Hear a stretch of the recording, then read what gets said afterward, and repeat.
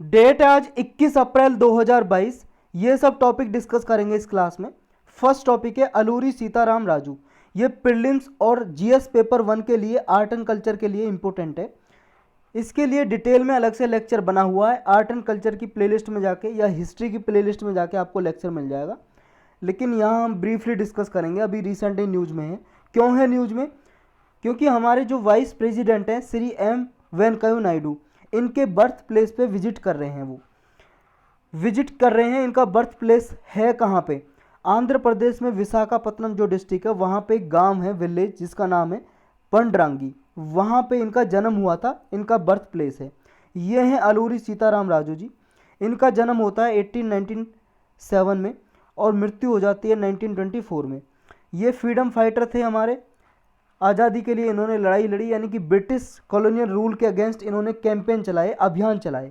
क्रांतिकारी नेता थे ये। प्रेजेंट डे में जो इनका बर्थ प्लेस है वो आंध्र प्रदेश में ही है। ब्रिटिश गवर्नमेंट ने एक एक्ट पास किया था 1882 में, कानून बनाया था एक ब्रिटिश गवर्नमेंट ने, Madras forest act, Madras forest act के नाम से। देखो उस टाइम पे जो आंध्र प्रदेश है, तमिलनाडु है, तेलंगाना है, इन सबको मिला के मद्रास कहा जाता था, ये सारे रीजन को। तो ये मद्रास फॉरेस्ट एक्ट बनाया था 1882 में। और इस एक्ट में ये था कि जो यहाँ पे जंगलों को काटेगा, जंगलों को नुकसान पहुँचाएगा, तो उनको गिरफ्तार कर लिया जाता था, उनके अगेंस्ट केस चलाया जाता था। और इन्हें कोई भी एक्टिविटी, जो आदिवासी लोग जंगल में रहते थे, कोई एक्टिविटी करने की आज़ादी नहीं थी जिसकी वजह से जंगलों को नुकसान हो। लेकिन आदिवासी लोग थे, जो ट्राइबल कम्युनिटी के लोग थे, वो तो भाई साहब वहीं पे रहते थे। उनकी जो जीवन यापन है पूरी फॉरेस्ट एरिया पे डिपेंड थी। और वो पोडू नाम की एग्रीकल्चर यहाँ पे परफॉर्म करते थे। ये ट्रेडिशनल फॉर्म है एग्रीकल्चर करने की, कृषि करने की, पोडू। इसको शिफ्टिंग कल्टीवेशन या फिर आप झूम एग्रीकल्चर या कल्टीवेशन भी बोल सकते हो। झूम या शिफ्टिंग या फिर पोडू नाम से भी बोलते हैं इसको। डिफरेंट डिफरेंट पार्ट में हमारे इंडिया के डिफरेंट डिफरेंट नाम से जानी जाती है ये झूम कल्टीवेशन, शिफ्टिंग कल्टीवेशन को अलग अलग नाम से जाना जाता है। क्या होता है इसमें? इसमें ये होता है कि जंगलों में देखो जो आदिवासी लोग रहते हैं, वो एक एरिया को, यहाँ से पेड़ पौधे जो भी उग रहे हैं उनको काट देंगे और फिर यहाँ पे कृषि करना स्टार्ट कर देंगे इस एरिया में। लेकिन 4-5 साल में जो इसकी उपजाऊ भूमि है, जो मिट्टी की फर्टिलिटी है, वो ख़त्म हो जाती है। फिर यहाँ पे उगना बहुत ही, जो प्रोडक्टिविटी है, उत्पादकता है, वो कम हो जाएगी। प्रोडक्टिविटी कम होने की वजह से फिर ये जो किसान हैं यहाँ पे, जो आदिवासी लोग हैं, ये इस जगह को छोड़ के अगले जगह पे चले जाते हैं, कहीं और पेड़ पौधे काटते हैं, फिर वहाँ पे एग्रीकल्चर स्टार्ट करना स्टार्ट कर देते हैं। यानी कि ये शिफ्ट हो जाते हैं, इसलिए बोलते हैं इसका नाम शिफ्टिंग कल्टीवेशन या फिर झूम कल्टीवेशन या पोडू बोलते हैं आंध्र प्रदेश में। तो इनको आज़ादी नहीं थी कि अपनी ये ट्रेडिशनल फॉर्म ऑफ कल्चर है या एग्रीकल्चर है, इसको परफॉर्म कर सकें पोडू को, इसलिए विरोध किया यहाँ के लोगों ने। और भी देखो, यहाँ पे एक रंपा रिबेलियन हुई थी 1992 में, ब्रिटिश के अगेंस्ट हुई थी, जिसको लीड किया था अलूरी सीताराम राजू जी ने आंध्र प्रदेश में। और इनका निकनेम है जो, वो है मनियम विरुदु। मनियम विरुदु का नाम है, जो आंध्र प्रदेश में लैंग्वेज बोली जाती है तेलुगु। तेलुगु में इसका मतलब है हीरो ऑफ द जंगल, जंगल का हीरो। लोकल विलेजर बोलते थे उनको मनियम विरुदु, अलूरी सीताराम राजू जी को। नेक्स्ट टॉपिक है नेट पोल रेक्स 8। ये एक एक्सरसाइज है, एक्सरसाइज। डिफेंस सेक्रेटरी हैं हमारे जो डॉक्टर अजय कुमार, इन्होंने इसका शुभारंभ किया, उद्घाटन किया है, इनॉग्रेशन किया है 19 अप्रैल 2020 को। इसका 8th एडिशन हो रहा है, 8वीं बार हो रही है। 2 दिन चलेगी ये एक्सरसाइज। किस लिए होती है एक्सरसाइज? पॉल्यूशन रेस्पॉन्स एक्सरसाइज है, पॉल्यूशन से निपटारा पाने के लिए। और पॉल्यूशन से कहाँ से? हमारा जो इंडिया का कोस्ट है वहाँ पे। ये गोवा में मार्मागुआ हार्बर है। मार्मागुआ हार्बर का मतलब पोर्ट, बंदरगाह है, गोवा कोस्ट के पास, गोवा कोस्ट के पास। वहाँ पे इंडियन कोस्ट गार्ड है, वहाँ पे एक्सरसाइज की जा रही है। ये देखो जो वेसल आते हैं, जहाज आती हैं, बोट आती हैं, या उनमें ऑयल वगैरह होता है, वो बिखर जाता है समुद्र पे। उस ऑयल को बिखरने को ही बोलते हैं ऑयल स्पिल। ऑयल स्प्रेड हो गया समुद्र के पानी पे, on the surface of ocean when oil is spread it is called oil spill. Yes, oil spill बोलते हैं इसको। ये ऑयल स्पिल की वजह से यहाँ समुद्र में जो इकोलॉजी है, बायोडाइवर्सिटी है, उसको नुकसान होता है। तो ये पॉल्यूशन जो होता है, इस पॉल्यूशन को रोकने के लिए ये एक्सरसाइज कराई जा रही है। इसका ऑब्जेक्टिव यही है कि यहाँ पे मेरिन स्पिल्स वगैरह से लड़ने के लिए जितने भी स्टेक होल्डर इन्वॉल्व हैं उनकी कैपेबिलिटी बढ़े, उनकी प्रिपेयर्डनेस को इन्हेंस किया जाए ताकि यहाँ पे पॉल्यूशन से निपटा जा सके, आसानी से एड्रेस किया जा सके। ये प्रोसीजर और जो गाइडलाइंस है इसकी, ये national oil spill disaster contingency plan है। इसके लिए ये प्लान जो नेशनल और रीजनल लेवल्स पे इम्प्लीमेंट किया जाता है। और किसके अंदर किया जाता है ये देखो, एक ससेप नाम की ऑर्गेनाइजेशन है। ससेप नाम की ऑर्गेनाइजेशन का मतलब है साउथ एशियन कोऑपरेशन। ये साउथ एशियन कोऑपरेशन करती है, इसमें साउथ एशियन कंट्रीज़ हैं, 8 कंट्रीज। ये पार्टनरशिप है साउथ एशियन नेशन की। और साउथ एशियन नेशन में कौन कौन सी कंट्री आती हैं? ये 8 कंट्री हैं भाई साहब इसमें। एक तो इंडिया, पाकिस्तान, अफगानिस्तान, नेपाल, भूटान, बांग्लादेश। कितनी होगी? 6 होगी। एक श्रीलंका 7 और एक ये मालदीव से 8। ये टोटल साउथ एशियन कंट्रीज हैं जो 8। इन्होंने ग्रुप बनाया हुआ है। ये ग्रुप बनाया हुआ है किस लिए? साउथ एशिया में इन्वायरमेंट को प्रोटेक्शन करने के लिए, पर्यावरण को संरक्षण करने के लिए बनाया हुआ है। इसी के अंदर ये MOU साइन हुआ था, ससेप MOU, यानी कि memorandum of understanding agreement sign हुआ था, समझौता। इसी के अंदर ये पॉल्यूशन को निपटने के लिए ये एक्सरसाइज कराई जाती है। इसमें 85 पार्टिसिपेंट से ज़्यादा हिस्सा लेंगे 50 एजेंसीज से, और 29 ऑब्जर्वर आएंगे 22 फ्रेंडली फॉरेन कंट्रीज से, इंटरनेशनल ऑर्गेनाइजेशन से, 2 कोस्ट गार्ड से इसमें आएंगे श्रीलंका और बांग्लादेश से, वो पार्टिसिपेट करेंगे इस एक्सरसाइज में। नेक्स्ट टॉपिक है कोलंबो सिक्योरिटी कॉन्क्लेव। ये प्रीलिम्स के लिए इंपॉर्टेंट है और GS पेपर 3 के लिए। ये जो सिक्योरिटी कॉन्क्लेव है, कोलंबो सिक्योरिटी कॉन्क्लेव, ये वर्चुअल कॉन्फ्रेंस हो रही है, यानी कि वर्चुअल मीटिंग हो रही है इंटरनेट पे। इसमें टेररिज्म से निपटने के लिए जो भी इन्वेस्टिगेशन की है उसको शेयर करेंगे आपस में कंट्री। ये कौन ऑर्गेनाइज कर रहा है, आयोजित कौन कर रहा है इस कोलंबो सिक्योरिटी कॉन्क्लेव को? यानी कि एक मीटिंग हो रही है, ऑनलाइन मीटिंग हो रही है वीडियो कॉलिंग के जरिए। 19 अप्रैल 2020 को हुई थी ये। नेशनल इन्वेस्टिगेशन एजेंसी है जो हमारी इंडिया की, निया, ये इसको ऑर्गेनाइज कर रही है, आयोजित कर रही है। नेशनल इन्वेस्टिगेशन एजेंसी आतंकवाद से निपटने के लिए ये काम करती है हमारे इंडिया में, निया। कुछ पैनलिस्ट और पार्टिसिपेंट्स है, कौन कौन सी कंट्री से आ रहे हैं इसमें? इंडिया, मालदीव, मॉरिशस, श्रीलंका, बांग्लादेश से पार्टिसिपेट आ रहे हैं। और ये कोलंबो सिक्योरिटी कॉन्क्लेव एक ग्रुप है 4 कंट्रीज का, इंडिया, श्रीलंका, मालदीव्स और मॉरिशस का, 4 कंट्रीज का ग्रुपिंग है। लेकिन जो अभी ऑनलाइन मीटिंग हो रही है इसमें ये 5 कंट्रीज से आ रहे हैं, मतलब पार्टिसिपेट कर रहे हैं ऑनलाइन ही, आ नहीं रहे अपने देश में बैठे हैं, ऑनलाइन पार्टिसिपेट कर रहे हैं। 19 अप्रैल को हुई थी इंडिया, मालदीव्स, मॉरिशस, श्रीलंका और बांग्लादेश से। इस ग्रुपिंग में बांग्लादेश नहीं है, लेकिन बांग्लादेश भी पार्टिसिपेट कर रहा है। ये 5th मीटिंग नेशनल सिक्योरिटी की हुई थी।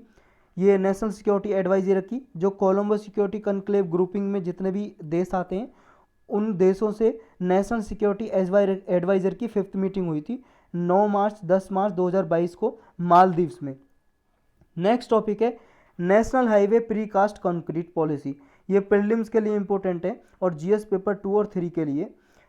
ये देखो, जो भी ऐसी कंपनी बनी होती है छोटी छोटी, आपने देखा होगा रोड साइड वगैरह के आसपास या कहीं आपके शहर गांव के आसपास फैक्ट्री बनी होती है जिनमें कंक्रीट बनाया जाता है। कंक्रीट का मतलब जो होता है ना, रोडी वगैरह और सीमेंट वगैरह मिला देते हैं, क्रेशर वगैरह मिला देते हैं, मिलाने के बाद कंक्रीट बन जाता है, जिसे लेंटर भी बोलते हैं। भाई साहब, आपके घरों में लेंटर पड़ा होगा, लेंटर किससे बना? कंक्रीट से ही बना है। और इस कंक्रीट से सड़क भी बनाई जाती हैं, रोड भी बनाए जाते हैं।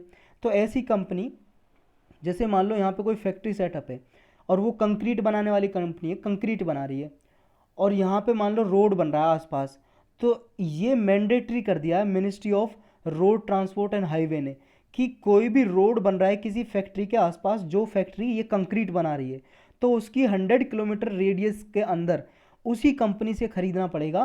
क्योंकि आपने देखा होगा कि क्या होता है, जैसे रोड बन रहा है यहाँ पे, तो अलग से वो अपना वो जो घुमाने वाला होता है ना, रोलर, जो मिक्सर होता है, जो कंक्रीट को मिक्सर करता है, वो चलता रहता है, गोल गोल घूमता रहता है, उसमें बजरी डालते हैं, रोडी, क्रेशर, सीमेंट डालते हैं और वो उसको मिक्स कर देता है और फिर उससे रोड बनाते हैं। तो वहीं पे अपना लेके आते हैं। उससे क्या होता है भाई साहब, वो जनरेटर से चल रहा होता है, और जनरेटर चल रहा होता है डीजल से, और डीजल से जब चल रहा था वो पॉल्यूशन निकल रहा है, बहुत ज़्यादा पॉल्यूशन कर रहा है आसपास के एरियाज़ में। तो इस पॉल्यूशन को घटाने के लिए, रिड्यूस करने के लिए स्टेप लिया गया है कि आसपास कोई मान लो फैक्ट्री है, उस फैक्ट्री से आप बना बनाया कंक्रीट लेके आओ लारी वगैरह में, ट्रक वगैरह में, और फिर रोड पे डालो और रोड बनाओ। ये कहा है कि विद इन 100 किलोमीटर के अंदर जो प्री कास्ट फैक्ट्री हैं जो बनी हुई है उनके 100 किलोमीटर रेडियस के अंदर ये मैंडेटरी है, अनिवार्य है, कंपलसरी है कि फैक्ट्री से ही लेना पड़ेगा आपको अगर बनाना है रोड वहाँ पे। तो ये सेंट्रल स्पॉन्सर्ड रोड प्रोजेक्ट है। सेंट्रल स्पॉन्सर्ड रोड प्रोजेक्ट का मतलब स्टेट और सेंट्रल गवर्नमेंट दोनों मिलकर इसको इम्प्लीमेंट करेंगे। और इसमें कितना कंक्रीट लेना अनिवार्य है, 25%। जितना भी टोटल कंक्रीट वॉल्यूम लगने वाली है, जितना भी यहाँ पे रोड बनाने के लिए कंक्रीट लगने वाला है, 25% लेना ही पड़ेगा, मिनिमम मैंडेटरी है ये। आप चाहो तो उससे ज़्यादा ले भी सकते हो, वरना 25% तो लेना ही पड़ेगा। जितना रोड बनाने में मान लो 100 किलोग्राम लगेगा तो आपको 25 किलोग्राम 25% लेना पड़ेगा इन प्री कास्ट फैक्ट्री से। ये इंडस्ट्रियलाइज प्री कास्ट कंक्रीट है जो ये बेनिफिट करेगा, यही वेदर के लिए फास्ट कंस्ट्रक्शन हो सकेगी इसकी वजह से, और क्वालिटी भी मेंटेन हो सकेगी क्योंकि यहाँ पे फैक्ट्री जो बनाती है क्वालिटी का बनाती है, और एक ही क्वालिटी का आसपास बनेगा तो रोड अच्छे बनेंगे, और कार्बन इमिशन तो रिड्यूस होगा ही, नॉइज और एयर पोल्यूशन भी रिड्यूस होगा क्योंकि वो मिक्सचर चलता रहता है जनरेटर से, जनरेटर अलग से नॉइज पोल्यूशन करता रहता है, आवाज़ बहुत सारी, और एयर पोल्यूशन भी करता रहता है, और वो मिक्सचर अलग से अपनी आवाज़ करता रहता है, घुर घुर घुर घुर, तो इससे नॉइज पोल्यूशन होता है, वो सब कुछ रुकेगा। तो यही है इसमें, और कुछ नहीं है। और MSME जो है, माइक्रो स्मॉल मीडियम एंटरप्राइजेज, उनकी ग्रोथ होगी क्योंकि ये छोटे लघु उद्योग फैक्ट्री होती हैं, वही बनाती हैं मिक्सचर वगैरह का, मतलब कंक्रीट वगैरह, तो इनको भी फ़ायदा मिलेगा, ये प्रमोट होंगी। नेक्स्ट टॉपिक है world haemophilia day. Haemophilia day ये प्रीलिम्स और GS पेपर 3 के लिए इंपॉर्टेंट है। 17 अप्रैल को हर साल वर्ल्ड हीमोफीलिया डे मनाया जाता है। हीमोफीलिया एक बीमारी है, इस बीमारी के लिए अवेयरनेस फैलाना लोगों में, इसलिए हर साल 17 अप्रैल को ये मनाया जाता है डे, ताकि अवेयरनेस जागरूकता फैलाई जा सके।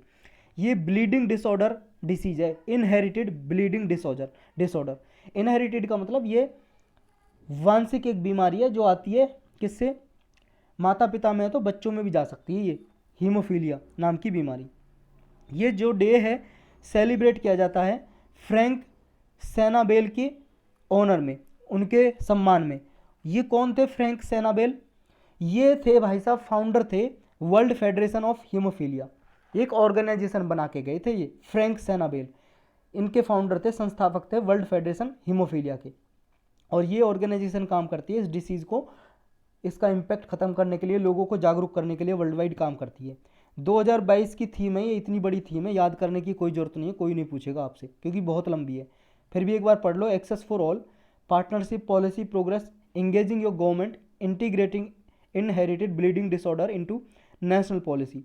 जो हीमोफीलिया एक मेडिकल कंडीशन है जिसमें क्या होता है, जब भी मान लो किसी को ये बीमारी होगी तो उसमें क्या होता है कि इसी बॉडी में, मान लो इस आदमी को ये बीमारी है, अगर इसको छोटा सा कट भी लग गया ना, इसका कहीं से हाथ पैर कट गया और फिर ब्लीडिंग होती है, आपको पता है कहीं से कट जाएगा, चोट लग जाएगी तो खून निकलने लगता है, ब्लीडिंग होती है, तो ब्लीडिंग ना फिर रुकेगी नहीं अगर जिसको हीमोफीलिया की बीमारी है।